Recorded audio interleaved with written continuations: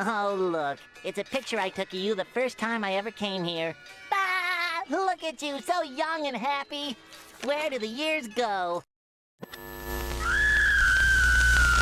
So after years of just completely avoiding the Hellraiser franchise and thinking it was a series I could never get into, I found myself so surprised that when I watched the first 4 movies in their entirety for the very first time, I became a giant fan. I understood the hype behind these movies, the appeal, how fun the world can be, the fascination with the Cenobites, Doug Bradley earning that right to be an iconic character in the slasher genre. And it was after watching those first 4 movies that I was pumped to check out 5, 6, 7, 8, 9, 10, with an 11th one on the way coming out on Hulu this year. I mean, if they made it that far into the series, they must producing at least a similar level of quality that'll keep me invested, right? Right? Oh, no tears, please. It's a waste of good suffering. In this video, I'll be talking about Hellraiser 5 Inferno, Hellraiser 6 Hellseeker, and Hellraiser 7 Deader. A weird slumping section in the Hellraiser franchise that I like to call the fake Hellraiser trilogy, because these 3 films were never supposed to be Hellraiser sequels from the beginning. These movies came from scripts that the studio bought thinking, this is a good idea for a movie, I like it. But we're gonna let it collect dust until we can decide when we want to make that movie. And when that same studio sees that in their vault they own the rights to Hellraiser, and if they don't make a movie every X amount of years, they're gonna lose those rights, instead of them taking the initiative to pay a writer and pitch them an idea for a Hellraiser movie, write it out with actual thought and knowledge of what the franchise has already done, they just thought, what here is most similar to Hellraiser, and how can we change a few words in that script? And boom, bada bing, it's a Hellraiser movie now. And it is because of this lazy, literal cash grab of making movies that these 3 films were pretty insufferable for me. I'll have a couple of nice things to say about them, but if these 3 movies at all were your favorite in the Hellraiser franchise, I'm happy for you and I'm glad you got enjoyment out of them. To me, it made me start to question my loyalty to Pinhead. So without further ado, let's just go ahead and begin talking about the first movie on this list, Hellraiser 5 Inferno. Now this will actually probably be the Hellraiser movie I have the most positive things to say compared to the other 2, and I think that'll be for a couple of reasons. One of them being, this is directed by Scott Derrickson, and that name should maybe sound familiar to you because that's a pretty well-known director today. Scott Derrickson is responsible for movies like Sinister, The Black Phone, and even Doctor Strange. He's actually a director that right now I really respect, and whatever new horror movie he has up and coming, I'm really interested to go check out and see. And with Hellraiser Inferno, you can kind of start to see some of the ambition he had and just the beginning of his career, where some good concepts were there, but maybe he just didn't have a handle on his craft just yet. Because the biggest thing you'll notice with Hellraiser 5 in comparison to the past 4 movies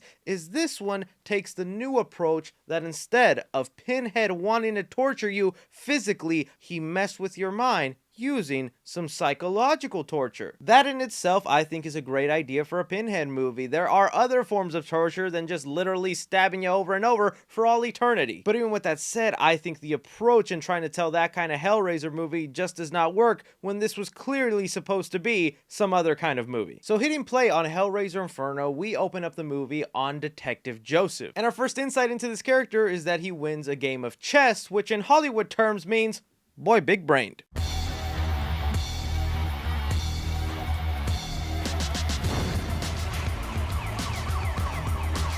However, even being a really smart person, Detective Joseph, I'm just gonna say, is a straight up douche. He's a man on the job who partakes in some white sugar powder up the nose. Then when he gets called to a crime scene to investigate a murder, he lets us know he was the victim's high school bully. One year, he tried out for the basketball team. He tortured the shit out of him until he quit. What'd you do to him? He gave him hell. Man is dead right in front of you thanks to unknown circumstances with this cube, and the boy is smirking and gloating about how he teased this guy in high school. Oh, and even though the man's dead, he still wants to bully him and flat out robs his money. I guess he ain't gonna use it. He's also married, has a daughter, but refuses to come home because he'd rather spend nights in a hotel with a lady of other services. And with the movie just showing us how bad of a person this is, like, I just can't get good vibes with the way he says goodnight to his daughter. And I didn't even tell you the worst part about this man. He does magic. You're a wizard, Harry. But nevertheless, the next day in the hotel room, the detective begins messing with the lament configuration he found at the crime scene. And since the movie established the boy's a great chess player, that translates to him being able to solve a cube by rubbing it with his thumb for a little bit. The puzzle box, though, immediately transports him in what I'm assuming is supposed to be his childhood bedroom. And in inspecting this new area he's gone to, he encounters some Cenobites. And in the past 4 movies, the Cenobites have been some of my favorite things to happen in a Hellraiser movie, when in these 3 next films, they just feel like side one-off pieces that need to be in the film without any further reasoning, making them just sideshow attractions in this film.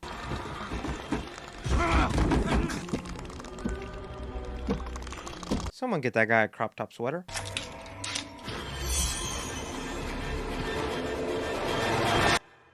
Oh, and I hope you were satisfied with those 2 seconds of looking at Pinhead, because you're not going to see him again for a very long time in this movie. Having the detective wake up and think all of it was just a dream, heading off to work. And here are the clear signs the movie was supposed to be something else other than a Hellraiser film, because it quickly turns into some serial killer that they call the Engineer, taking down people around the life of this detective, the first one being the hooker he picked up. And if you didn't like this guy already, prepare to hate him even more, because he admits to his partner, look, there's a dead hooker in there. She wasn't dead when I left. Can you help me figure out what to do? And his partner, although hesitant, still agrees to help him out because he considers him to be a good person. The detective then begins to plant little things to frame his partner. That's when I cut it, man. You can perform a magic trick, but come on, turning your back on your partner? Let me watch my respect for you disappear. And the degrading likability of this character just goes further and further from error, where it's like the movie's testing you with how much can you hate this guy before you just want to turn off the movie. You got a match on the print from that box? No, detective, but I'm running the print from the box right now. He eventually makes a little quick stop to visit his drug-dealing ice cream man that has the most interesting pornographic art all around the inside of his van, not even hiding it. Those kids stepping up to get a fudge popsicle are looking at more than just fudge popsicles, let me tell you. One moment I found so funny and wasn't even one of the oddest things to happen in this movie. He's sitting in a bar enjoying his drink when someone comes up and hands him a videotape. And this videotape that is most likely from this killer engineer character that he's chasing and wanting to go after, the detective thinks it's a great idea to just go up to the bar VCR, hit play, and watch it in front of a crowd of people. That's another interesting choice in this movie. They show us this engineer character who's clearly wearing a mask, but it's made to look like something a Cenobite would look like. It adds this level of confusion because we clearly know the movie's called Hellraiser. It's gonna end up being all about Pinhead somehow. There's no way there's an actual serial killer out there, but I bet you that's what the original script was. There was an actual engineer person out there. But it's okay, guys, no worries. They knew we would be confused, having all these questions, probably predicting the ending. So what they do to throw us off? Give us an action scene where cowboys are beating the crap out of our main character. There's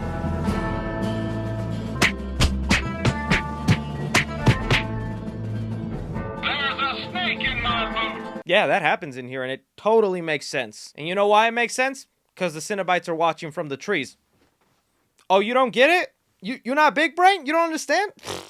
Must suck. And as the shenanigans continue, you clearly see our main character is becoming distressed. He's questioning his reality, being psychologically tortured, which is what the concept of this movie is supposed to be. And I hate to say it, but I think the Hellraiser stuff in this movie is what's kind of holding it back. This probably was a script that was bought for a reason, because the idea of this scum detective that is getting his life ruined by another serial killer out there, collecting fingers, taking victims, ruining his life, I think probably was a decent cat and mouse kind of movie where they're just chasing each other until one of them wins by the end. But then it's random parts in the movie where they forcefully add in the Hellraiser stuff that just doesn't make sense. Or it's not even that it doesn't make sense, it just doesn't mix well with what you're trying to accomplish here. Because by the end we come to find out, like everyone expected, because basically the title and premise of this movie should ruin it, there was no engineer killer, and it was Pinhead just mentally torturing him this entire time. There is some creepy imagery of his daughter and wife dying in front of him through freezing. Need a hand?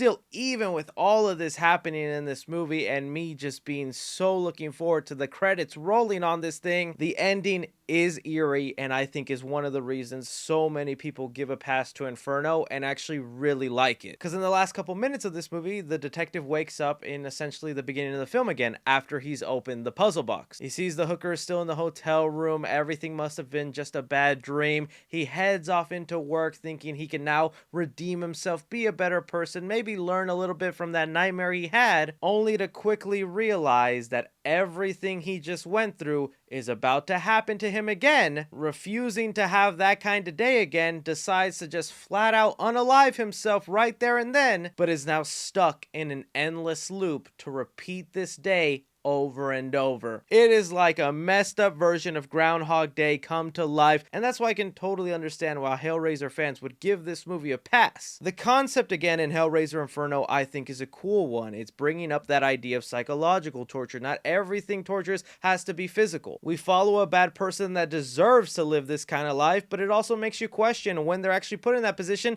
Are they that bad? Do they deserve that? Does any human being deserve that kind of torture? It brings up interesting questions in your mind. So yeah, after Hellraiser Inferno, that was the first time I said to myself, I didn't like that one that much. I appreciate the idea and what they were going for, but it just didn't hit me as well as the past four. And I thought, well, maybe the next couple of ones will win me over and they'd go back to it. No way they'd do psychological torture from here on out, right? I hope you're ready to see this exact same movie 2 more times. Welcome to the worst nightmare of all. Hellraiser 6 Hellseekers. This one here having a bit of an ace up its sleeve because it brings back the original protagonist of the first 2 movies, Kirsty. Played again by the same actress, Ashley Lawrence. She returns to face Pinhead off once again. Oh, and she's even married. They're having a cute little tickle fight. What could go wrong?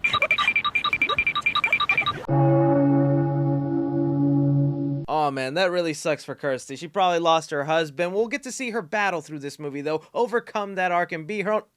Kirsty died?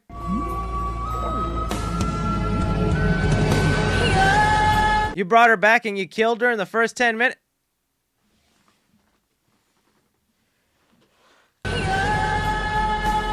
Yep, Hellraiser fans, that's what happens. They brought back the original character only to kill her off in the first 10 minutes of this movie. But Kirsty's husband named Trevor, who you might recognize from some of the Allstate commercials.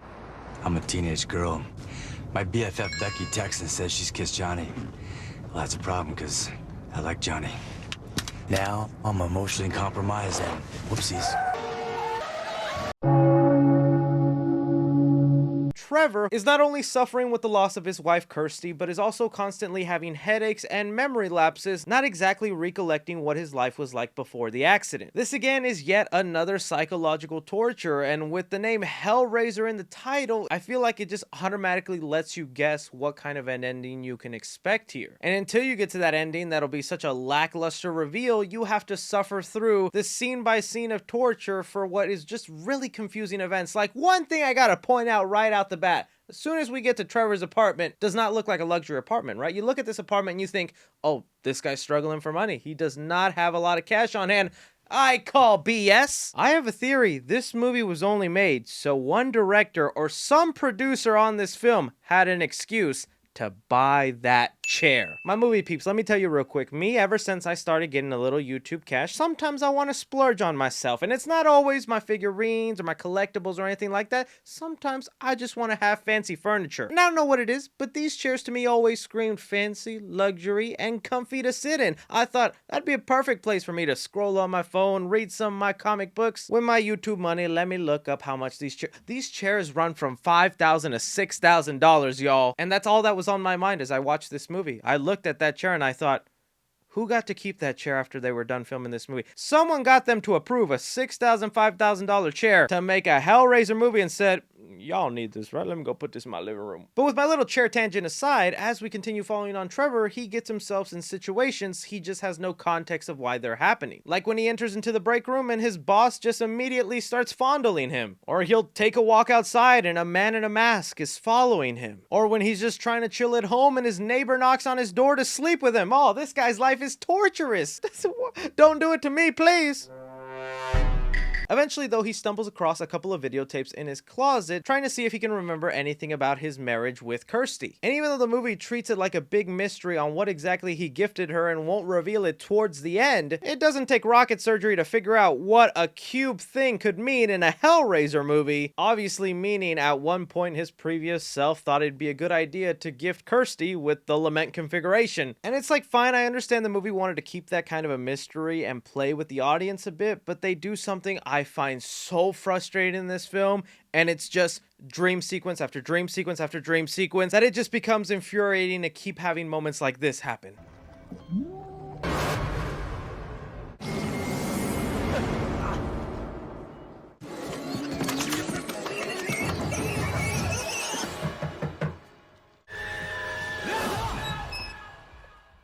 I prefer pain.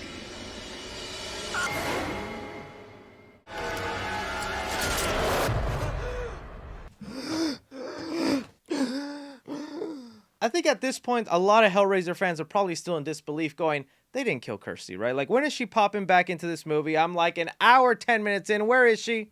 It's okay. You get some hair commercials of her. Trevor, you can't blame yourself.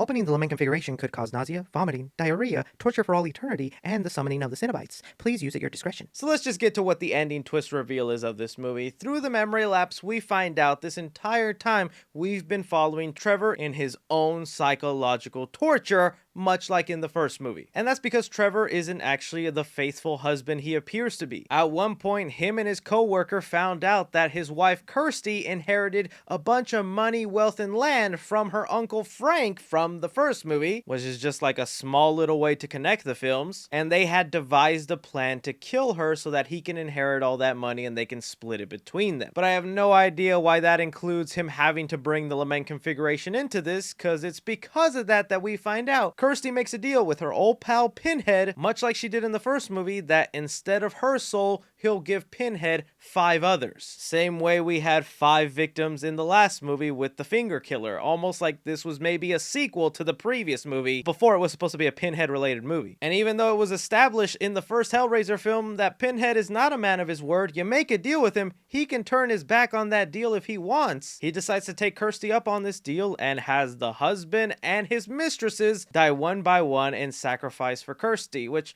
you know, in a weird way, kind of does make Kirsty kind of evil. Like, for one, Trevor definitely deserves it for being a cheater, conspiring to kill his wife just so he can have all this money and make it look like an accident and walk away with his friend. Fine. He and his friend deserve to be one of the victims. But then to make his boss, his neighbor, and these other girls he's sleeping around with, that one of them I'm pretty sure doesn't even know he's married. Kirsty sacrificed them just because you slept with my husband. That is an asshole, so I don't know why I care. I'm just saying, y'all. Bringing the movie to the end where we find out Kirsty is a survivor of the car accident. She is still alive and didn't die in the 10 minutes, but I don't even know why it matters, because we only still saw her basically for those first 10 minutes, and gets to walk away with the lament configuration and no husband.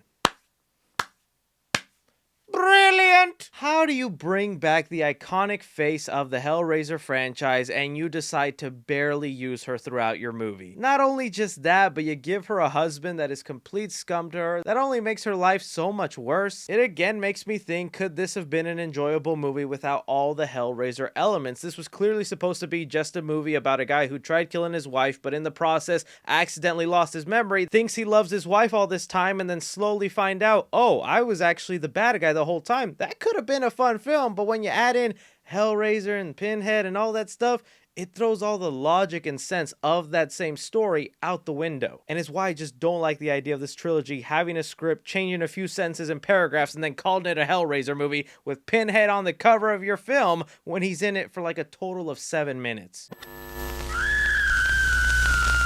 Whoever you are, you were meant to find me today. There is no turning back. And above all, don't open the box. Hellraiser Deader, guys, I am feeling just the torture of Pinhead in having to cover these movies. By this point, I had lost it, man. After Hellraiser Hellseeker wasting Kirsty, giving us essentially a similar version of Inferno, I was not ready for another psychological torture Hellraiser movie that, again, was never supposed to be a Hellraiser movie to begin with. Here we follow a familiar trope like with Hellraiser 3, where we follow a reporter. Her editor hands her a mysterious case that involves a cult of people who say they have figured out how to cheat death. Something like that obviously could make an interesting news story, so she goes out to investigate. But of course, because this is now a Hellraiser movie, when she finds one of the first victims of this cult, she is sitting next to the lament configuration. Ah, perfect. Bringing it to her hotel room to rub it on its Hell G spot and activate it. And that laughable excuse for CGI, what you just saw, is exactly why I think they went with the psychological torture route for 3 movies, because it's much cheaper to do than what they've done in the first 4 films, where they really captivate your attention with awesome Cenobite designs that also have unique backstories, transformation scenes that we have not seen happen to any of the Cenobites. They barely get any personality or cool character traits, they just happen to be there in the background. And with the idea that these weren't even supposed to be Hellraiser movies to begin with, they're going the cheapest route to provide the fans with some sort of content. By now, I'm hoping you guys have picked up the pattern of what's been going on in these past 2 movies. Once she's opened the box, I wonder if everything after she's opened the box will be loopy, confusing, frustrating, and dream sequence palooza. But now Amy the reporter is continuing to try and find more information about this cult, leading her to a very interesting train. And look, I was gonna do my best to blur out basically any part of the human anatomy that YouTube would deem demonetizable, but it became way too hard of a task. Honestly, just picture it's watermelon season and everyone's having a taste. The earlier movies were very filled with lust, nudity, and stuff like that, but here it's just filled in without any context or actual reasoning. It's honestly just there in the most laziest form, like, oh yeah, these dumb men who watch these movies will like this. Eventually tracking down the cult leader and asking him how he's bringing people back to life, somehow trying to BS connect it to the lament configuration. It rightfully belongs to me. You might say it's a family heirloom, passed down through many generations. Holding the reporter down, trying to kill her so they can bring her back to life like the other members of this cult, leading to what I think is actually one of the most impressive scenes in this movie. After that encounter with the cult, she finds herself in her hotel room taking a shower. That of course just includes a dream sequence, because there needs to be a dream sequence quota in this movie. Still bringing us back to the bathroom, making that dream sequence pointless, where she finds out there's actually a knife in her back that goes all the way to the front of her chest, but she feels no pain or discomfort from it because, well, she's dead, but she's technically alive again thanks to the cult. And I think that's kind of a horrifying situation to be in, especially because the knife on her back is in such a position that she can't reach it. She's struggling to get this knife out and is forced to sort of MacGyver her way to get it off of her, where she eventually comes up with the idea to use the cabinet to kind of take it out. And all of that I thought was a cool idea, was interesting, and made me wonder one more time, would this have been an interesting movie I would have liked without all the shoehorned in and forced Hellraiser stuff in this movie that just don't mix well together with the logic you're throwing in? Because I think this concept could be interesting. A reporter investigates a cult that says they bring people back to life, they do it to you, you experience what that's like now and you're stuck that way. I find myself intrigued more with that concept than whatever it is they're trying to do to make it make sense with Hellraiser. And here's where I just want to skip so much, because it just continues to retread what has happened in the past 2 movies. It becomes a number of situations that all turn out to be dream sequences, leading us to the ultimate reveal that she never actually got killed by the cult. She was still laying in the bed the entire time right before they were about to do it, and then they decided to bring Pinhead out and some Cenobites to kill the cult. And with how deprived I've been with good Hellraiser content after watching these 3 movies, it was kind of cool to see him take down the cult. But you give us one of the most unsatisfying endings of these 3 films, where the reporter has to kill herself before Pinhead gets to her to torture her for all eternity, ending the movie with the editor from the beginning sending another reporter to investigate a similar event to kind of repeat the cycle again. 3 back-to-back Hellraiser movies that dealt with psychological torture of constant dream sequences sequences, constant imagery that is intended to keep the viewer on its feet wondering, is this real, is this not real, only makes it more frustrating to watch, because the title alone should give away what the ending is to these movies that were clearly never supposed to be intended to be Hellraiser films. They do nothing to expand the lore other than creating interesting looking Cenobites. They don't treat them as actual characters and just background side pieces that need to be included because it's Hellraiser. These were some of the most disappointing movies in the franchise that made me just almost want to stop and not continue on, because if they all were like this, I'm tapping out, I'm done. But then you tell me something like Henry Cavill, aka Superman, is in a movie with Hellraiser that involves a Hellraiser video game. Alright, I'm gonna give you one more chance, and it better be good. But those are just my thoughts on the past 3 Hellraiser movies. I want to know from you guys. There must be fans of these somewhere out there. I would love to know your positives and what you like about them. Maybe you can open my mind up a little bit, but whatever the case, don't forget to like, subscribe, follow me on Twitter at 3C Films or on TikTok at 3C Films. As always, I'm Chris. Take care.